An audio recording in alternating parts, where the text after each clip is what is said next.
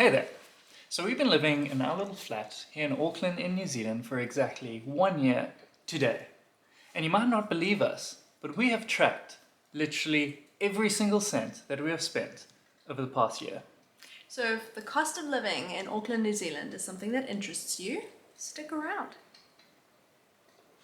Nice! Starting off strong with our largest expense to date, rent, which has taken up 44% of our yearly spend. Comes in at $600 a week, but it is fully furnished, which is almost unheard of in Auckland. I don't know why it's just not a thing here. Anyway, we're not going to do an apartment tour today because we've done that before. So if you want to see that, you can check out a video with a link somewhere around here. Something else that we enjoy every day, public transport.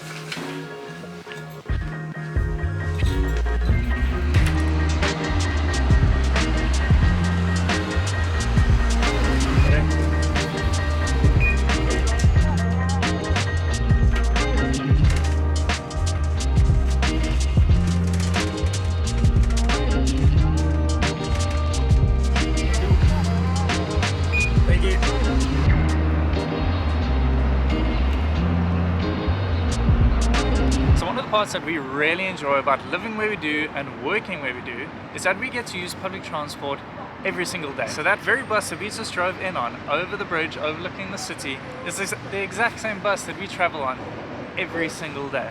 Now, something that we have seen since moving to Auckland is that the price of public transport has quite literally doubled. When we arrived it was about $2.50 per trip, whereas now we're paying $4.56 for that 12-kilometer trip. Now that is something that I've been very fortunate with, that my company has started paying for my public transport. So we are only paying for Sarah's public transport at the moment. So you can just take what we're spending right now and double it almost if you want to. Something that is pretty cool though is that if you look just over here and come back.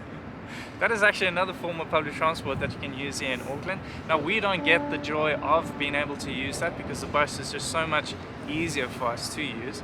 But what we've heard is that the ferries are a little bit more expensive. Can't confirm, but just bear that in mind as well.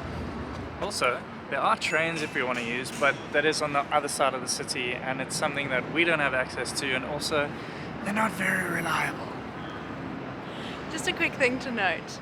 If you ask any Aucklander about the public transport, they are likely to tell you negative things.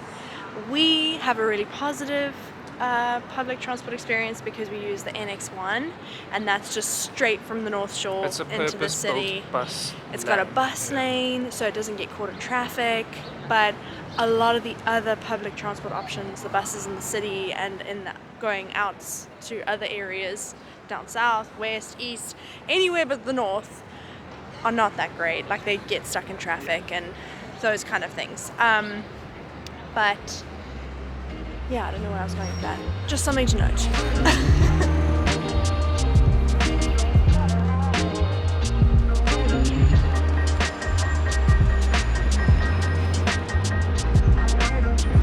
That is the bus we just got off. And that is the building I work in. And literally 350 meters away from Sarah's building is my building.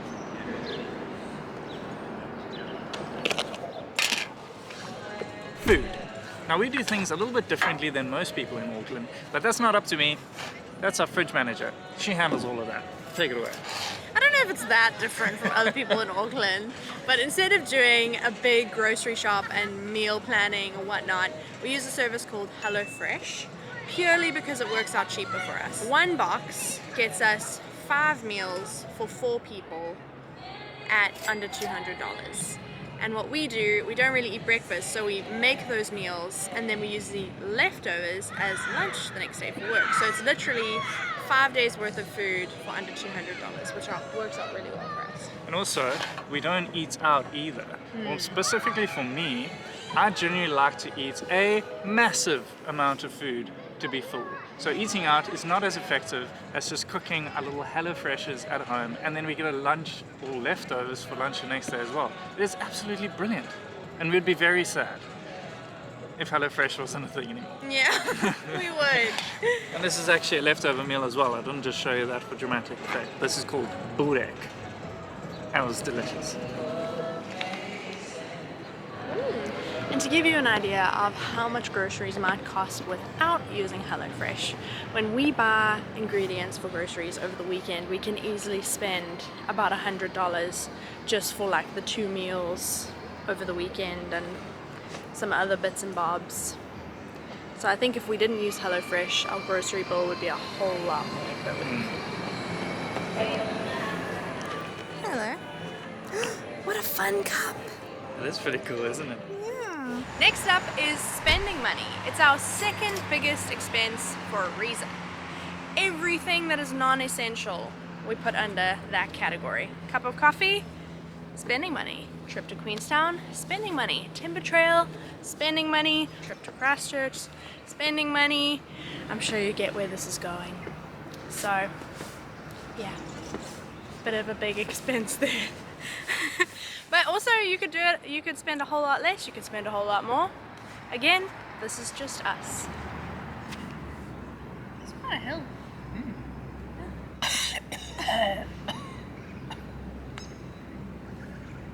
You okay there? Man, if only we had Wi-Fi. Now we can't really comment too much on the different Wi-Fi costs around New Zealand because we went into our flat on an already established Wi-Fi contract. So we pay $80 a month. I'm not too sure where that ranks on the scale. We're okay with it. It's not fast, it's not slow. It does just what we need. We got Wi-Fi. $80 a month.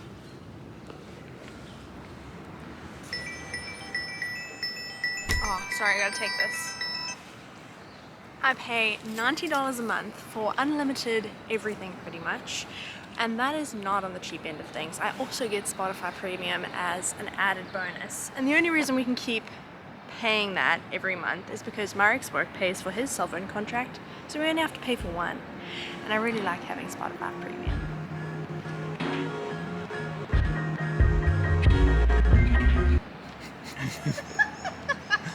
That's pretty good.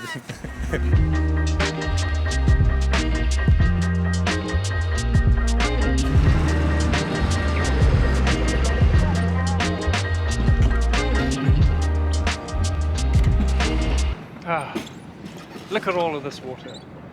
If only it were free, but it's not. Our water bill comes every 3 months, and honestly, compared to every single other expense that we have, water is hardly anything. The 4 times that we paid for water so far range between $55 and $83. We don't really know what impacts that price, but we just pay it whenever the bill comes through. And honestly, like I say, water is not the most expensive thing to pay for here. Electricity. We pay monthly and it ranges from $110 to $130. It was definitely an adjustment when we came here because you get paid from work, like your pay, every 2 weeks. You pay for rent every week. You pay for electricity every month. You pay for water every 3 months. It's kind of all over the place. Yeah, just on electricity, it feels like some months we really try to save power by not using the dishwasher and not using the oven. We end up paying $130. And then other months where we couldn't care about saving power, where we use the dishwasher and the oven every day, we pay $110. So it kind of feels like it goes from month to month where the power companies just kind of put their hand into a hat, pull out a random number and say, yeah, that's what you're going to pay for power this month.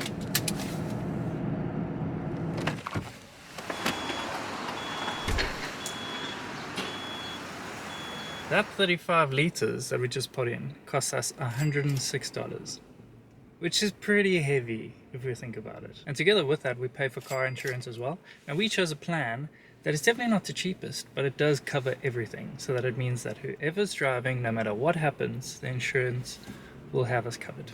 We pay every 2 weeks for car insurance. Again, 2 weeks, a month, a week, 3 months. It's just all over the show. And that is everything that we spent over the past year. I have to give myself a little bit of a tap on the back because a couple of weeks before moving in here, I set out a very rough budget as to how much I thought we would be spending every week. And it just so happens that now, after 1 year of living in our very own place, we're $50 under that original budget. The only reason we've managed to track the expenses so well is because of a particular app that we've been using.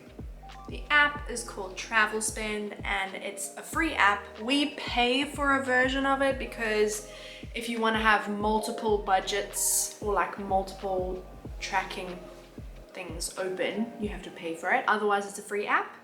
You just input your expenses and then at the end it'll give you a nice pie graph, and we just are really strict with entering in our expenses as we go, but it's super easy because we can both have access to it. I think that might be because it's a paid version as well. That's the paid version. It's a bit of work because you have to input it manually. If there is one out there that kind of tracks your card that you're swiping, it'll make it a whole lot easier. But it also does make us very aware of everything that we spend because we have to input it manually.